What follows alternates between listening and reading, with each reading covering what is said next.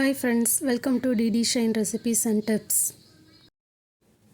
இன்றைக்கி ஒரு சால்னா ரெசிபி தான் நம்ம பார்க்க போகிறோம். ஹோட்டலில் செய்கிற அதே டேஸ்ட்டில் நம்ம இன்றைக்கி செய்ய போகிறோம். ஒரு 15 நிமிஷத்துக்குள்ளே ஈஸியாக செஞ்சிடலாம். வீடியோவை கடைசி வரையும் பாருங்கள். இடையில நான் சின்ன சின்ன டிப்ஸ் எல்லாம் சொல்ல போகிறேன். வாங்க வீடியோக்குள்ளே போய் பார்க்கலாம். இந்த ரெசிபி பண்ணுறதுக்கு 2 மீடியம் சைஸ் ஆனியன் எடுத்துக்கோங்க, 2 தக்காளி எடுத்துக்கோங்க, கொஞ்சம் கொத்தமல்லி, கருவேப்பிலை, புதினா எடுத்துக்கோங்க, 1 கப் தேங்காய் எடுத்துக்கோங்க, ஒரு 5-6 முந்திரி, 3 பச்சை மிளகாய், கொஞ்சம் கசகசா எடுத்துக்கோங்க. தாளிக்கிறதுக்கு கல்பாசி, சோம்பு, பட்டை, லவங்கம், ஏலக்காய், ஸ்டார் அனீஸ் இலை எடுத்துக்கோங்க. இந்த ரெசிபி பண்ணுறதுக்கு முன்னாடி நம்ம தேங்காய் பேஸ்ட்டை ரெடி பண்ணிக்கலாம். இதுக்கு 1 கப் தேங்காய் ஆட் பண்ணிக்கோங்க, ஒரு 5-6 முந்திரி ஆட் பண்ணிக்கோங்க, கொஞ்சம் கசகசா போட்டுக்கலாம், ஒரு 3 ஸ்பூன் கடலை மாவு ஆட் பண்ணிக்கலாம். நீங்கள் கடலை மாவு போடுறதுனால அந்த சால்னா நல்லா திக்காக கொஞ்சம் கெட்டியாக நமக்கு கிடைக்கும். அதனால தான் நான் கடலை மாவு போடுறேன். இந்த கடலை மாவு மட்டும் ஸ்கிப் பண்ணிடாதீங்க, கண்டிப்பாக போடுங்க. அப்போ தான் சால்னா நல்லாயிருக்கும். இப்போ எல்லாத்தையும் நல்லா அரைச்சி எடுத்துக்கலாம். இப்போ குக்கரில் கொஞ்சம் ஆயில் ஆட் பண்ணிக்கோங்க. உங்களுக்கு தேவையான அளவு ஆட் பண்ணிக்கோங்க. ஆயில் சூடானதுக்கப்புறம் கல்பாசி, பட்டை, லவங்கம், ஏலக்காய், இலை, ஸ்டார் அனீஸ் எல்லாமே போட்டு நல்லா லைட்டாக ஃப்ரை பண்ணிக்கோங்க. இதெல்லாம் நல்லா ஃப்ரை ஆனதுக்கப்புறமா சோம்பு போட்டுக்கோங்க. இப்போ நான் ஆனியன் ஆட் பண்ணிக்கிறேன். நான் இன்றைக்கி 2 மீடியம் சைஸ் வெங்காயத்தை கட் பண்ணி போட்டிருக்கேன். இதோட கொஞ்சம் கருவேப்பிலையும் பச்சை மிளகாவும் ஆட் பண்ணிக்கலாம். இப்போ எல்லாத்தையும் நல்லா வதக்கி விட்டுடலாம். நீங்கள் நல்லா டீப்பாக ஃப்ரை பண்ண வேணாம், நம்ம குக்கரில் வச்சு விசில் தான் விட போகிறோம். அதனால லைட்டாக வதங்கினா போதும். வதக்கினதுக்கப்புறம் ஒரு ஸ்பூன் இஞ்சி பூண்டு பேஸ்ட்டு சேர்த்துக்கலாம்.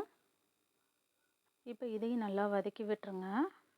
இஞ்சி பூண்டோட ராஸ்மெல் போகிற வரைக்கும் வதக்கினா போதும், ரொம்ப வதக்க வேண்டாம். இப்போ இந்த ஸ்டேஜில் நான் கொஞ்சமாக மஞ்சத்தூள் போட்டுக்கிறேன், கொஞ்சமாக மிளகாத்தூள் போட்டுக்கிறேன். மிளகாத்தூள் உங்கள் காரத்துக்கு ஏற்ற மாதிரி போடுங்க. நான் ஏற்கனவே பச்சை மிளகா போட்டிருக்கிறதுனால கொஞ்சமாக மிளகாத்தூள் போட்டுக்கிறேன்.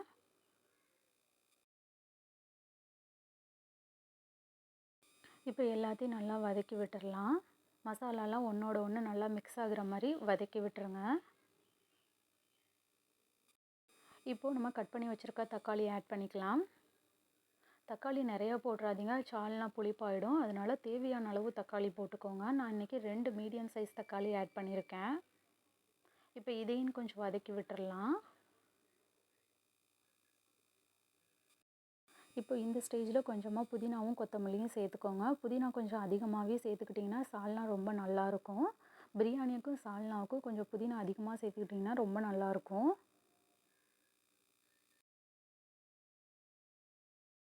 இப்போ இதையும் ஒரு முறை நல்லா வதக்கி விட்டுருங்க. ஸோ கடையில் செய்கிறப்போ அவங்க புதினா அதிகமாக போடுவாங்க, அதனால தான் அந்த ஸ்மெல் நல்லாயிருக்கும். அதனால் புதினா கொஞ்சம் அதிகமாக சேர்த்துக்கோங்க. இப்போ கொஞ்சமாக கரம் மசாலா சேர்த்துக்கலாம். உங்கள்கிட்ட கரம் மசாலா இல்லைனாக்கா கறி மசாலா கூட போட்டுக்கோங்க. எப்போதுமே கரம் மசாலா லாஸ்ட்டில் தான் சேர்க்கணும். இதையும் ஒரு முறை நல்லா வதக்கி விட்டுடலாம். இப்போ நம்ம அரைச்சி வச்சுருக்க தேங்காய் பேஸ்ட்டை ஆட் பண்ணிக்கலாம். நீங்கள் தேங்காய் பேஸ்ட்டை அரைக்கும் பொழுது கண்டிப்பாக கடலை மாவு போடுங்க, அதை மட்டும் ஸ்கிப் பண்ணிடாதீங்க.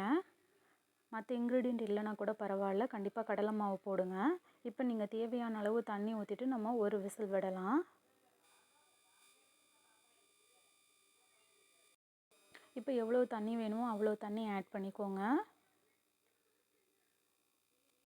இப்போ தேவையான அளவு உப்பு போட்டுக்கோங்க. உப்பு போட்டுட்டு எல்லாத்தையும் நல்லா ஒரு முறை கலந்து விட்டுருங்க.